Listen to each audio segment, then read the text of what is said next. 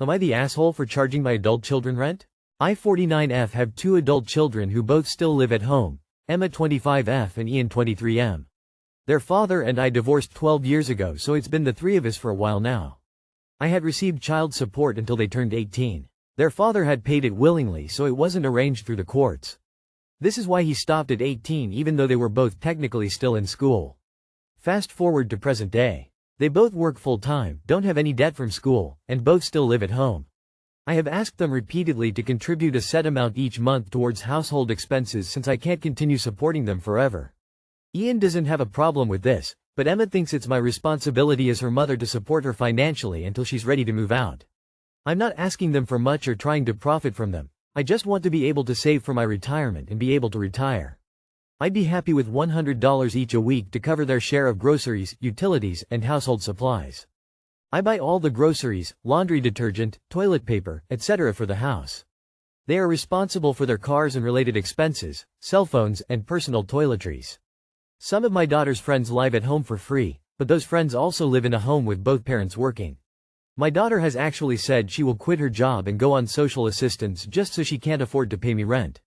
So internet strangers, am I the asshole for asking my adult children to pay rent to live at home? Not the asshole. Emma thinks it's my responsibility as her mother to support her financially until she's ready to move out. Emma has some wild ideas. My daughter has actually said she will quit her job and go on social assistance just so she can't afford to pay me rent. You know what? Fuck the $100 a week. Kick her ungrateful ass out. Yesterday. She thinks this is a fucking game. Show her exactly how true that is. Not the asshole. I would say it is time to tell your daughter if she can't pay you rent, shared expenses money, then it is time for her to move out. Maybe she needs to learn how living on her own costs to appreciate what you have been providing or what a great deal $100 per week is. She is an adult. You shouldn't be subsidizing her to your detriment. Not the asshole. 23 and 25 is plenty old to be paying rent, especially if they don't have loans to pay off. Plus, I would imagine that what you plan to charge them is well below market rate. I'm 27 and have been living independently since I was 18 in one of the most expensive regions of the US, and I am by no means a high earner. My brother was kicked out of our parents' house when he was 22 and also manages to survive in a relatively expensive area on very limited income. Your kids are very lucky to have a parent who has supported them completely up to this point and should be willing to contribute to the household they live in. Paying into collective expenses now will help them understand what life really costs and prepare them for, hopefully, living on their own in the future. Not the asshole. Tell Emma that she has three options. 1. Start paying $100 a week to cover what she uses so she can still live with you. 2. Convince her dad to let her move into his place so he can 100% support her indefinitely. 3. Find her own place alone or with roommates. Tell her the free ride is over. You love her but you're not going to subsidize a mooch. Not the asshole, but honestly I think it would be best for everyone if Emma moved out. Give her a 30 or 60-day notice. She desperately needs to experience real life. Not the asshole. If they were going to school I wouldn't charge rent. But given they are working there should be a nominal rent. $400 for rent and groceries etc. is very reasonable. I'd be more assertive and tell, not ask. Sounds like Ian will pay, which will make it seem easier to get Emma to pay. I'd change the password on the internet and give it only to people who pay their rent. Time to unfeather the nest. Am I the asshole for refusing to give my brother my mom's wedding ring? My brother and I are the only siblings in my family, so when my mother was terminal with cancer she sat us both down to give us each some jewelry that meant something to her. I got her wedding ring that once belonged to her mother. My grandmother. I was to pass it down to my daughter. My brother got a necklace to be passed down to his daughter. Years later my brother asked if we could trade the pieces so he could give it to his soon-to-be fiancé. I said no. Mom would want me to hold on to it for when my daughter gets married. After going back and forth with him, he made the choice to stop communication with me. He is getting married and did not invite me to his wedding. When I tried to call him, his fiancé told me that it would be best to not call anymore and that my brother was really hurt. Am I the asshole? He is the one who is being hurtful. Honoring the loved one's wishes can sometimes put us in a difficult position. You're between a rock and a hard place here and your brother could have stepped up and tried to understand. He's being selfish and petty. He had his future wife do the communicating because he knows he's wrong. I would respect the boundary and not contact him. Not the asshole. Your mom made a very specific choice. You are honoring that choice. End of story. Not the asshole. It is what your mother wanted. Your mother wanted your daughter to have that ring. You can't give away a gift that is for your daughter. It isn't yours. It belongs to your daughter.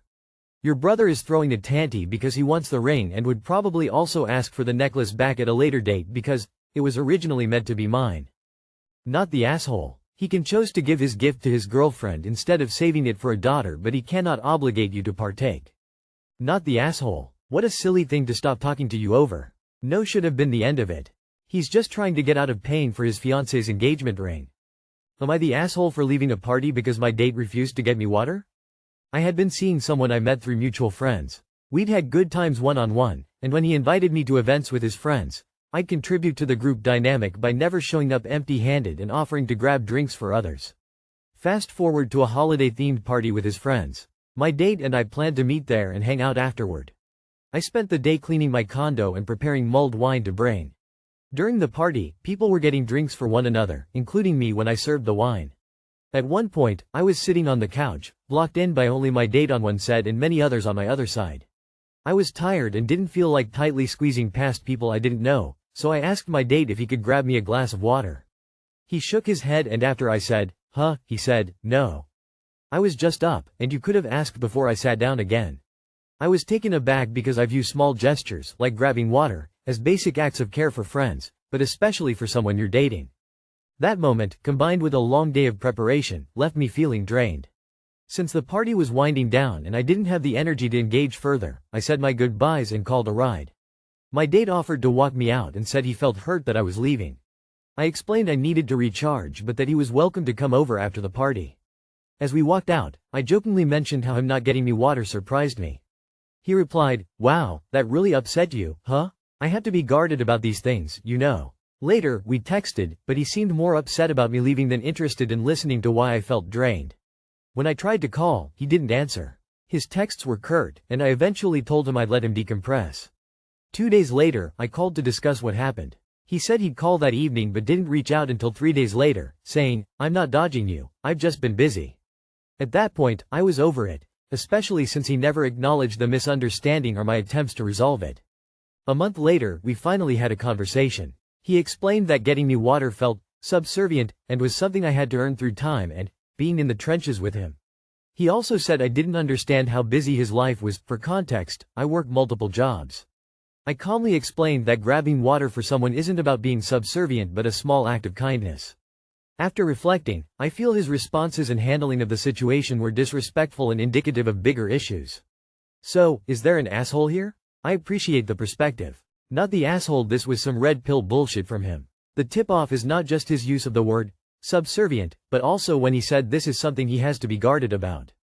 There is this whole theory on the internet about how men should not give in to tests like this from women. Dumbass was too caught up in masculine mind games he created for himself to actually, engage in a relationship. You dodged a bullet. Not the asshole and his use of the word subservient and his need to have his ego stroked for being so busy make me wonder if he's the worst kind of chauvinist. Just let him go. Not worth it. Not the asshole. You're within your rights to feel turned off by this. I would be too. It's not like you're constantly asking him to get you things. It's just one tiny favor. Small acts of kindness go a long way in building a connection, and he couldn't even be bothered to do that much? He believes it's subservient to get your date a glass of water? Consider yourself lucky you dodged a bullet. That need to be guarded comment was your welcome into a world of weirdness from this dude. Let him frolic in the manosphere on his own. You dodged a bullet. Not the asshole. He explained. Was something I had to earn through time and being in the trenches with him. I calmly explained that grabbing water for someone isn't about being subservient but a small act of kindness. You two have very different views of things. You're better off out of this. Not the asshole. You are not the asshole for leaving the party. But you should really think about why you kept pursuing this person for weeks afterwards when they had clearly either lost interest completely or was playing some emotionally manipulative game by making you feel you were in the wrong. Don't fall for it. They are not worth a single moment more of your time. Am I the asshole for hanging up the phone on my girlfriend after I said clearly, I don't want to talk about dead cats? So I just hung up on her after she said, well, that's your opinion. We were having a casual conversation and she proceeds to bring up a girlfriend of hers and she says, her cat died last night. I did a full stop on the conversation and said, no, I don't want to hear about it, and she proceeds to say, well, I don't know how a cat gets stuck in an HVAC system. Oh great, so what, this cat was cooked to death? This has always been a hot button subject. I love cats more than people, sorry. but most people probably feel the same when it comes to empathy and animals. There's been several instances where a dead or dying cat has come up and I've clearly stated I don't want to talk about it, change the subject. Two big problems for me here was the boundary I set and she ignored, and second, when I tried to downgrade the hostility a bit by replying what just happened and why I'm upset. I feel like I'm being gaslit. I said I don't want to talk about it, you ignored that and proceeded to tell me anyway, you shouldn't have. All she had to say was, well, that's your opinion. I said, dude, just admit you're wrong. Again was hit with, well, that's your opinion. So long story short, she says, I want to be able to talk to you about anything, and if I can't, I'll find someone I can talk to. I said, okay, great. Go find them then, and hung up the phone. She's called 4 times, but answering the phone upset isn't going to help at the moment, so I haven't answered. Not the asshole. It's one thing for her to say, my friend's cat died recently so I called her today and sent a card, and another to describe gruesome animal deaths in upsetting ways for no reason. I think knowing an animal died is not the issue as much as her seeming to relish rubbing animal suffering in your face. Maybe she likes shocking you? As an animal lover myself, this would be disturbing to me too. I'm sorry, Op. You could not have been more clear. Not the asshole. The subject of dead cats is irrelevant. The fact that she totally ignores your requests on subjects that you don't want to talk about is the crux of the situation. Not the asshole. It's your opinion that she kept going into detail after you asked her to stop? No. That's a fact. It's not a circumstance whether there's an opinion or not. Either she did or she didn't. The question is, why does she apparently get enjoyment out of making you uncomfortable with graphic descriptions of animal death? And is that a one-off or a broader pattern of behavior? Not the asshole. I don't want to hear about dead cats either. She ignored you and was an ass about it. She should apologize. Not the asshole. I don't like to hear about animals dying. Especially in horrific ways. I'd hang up the phone too. Not the asshole. For this has come up several times, she's doing this on purpose. For what purpose, I don't know. But plain and simple, she's continuing to bring up something that upsets you deliberately because she knows it upsets you. How many cats are even dying around this woman for her to have enough new material to bring this up with you several times? Edit. For her to, not to her too.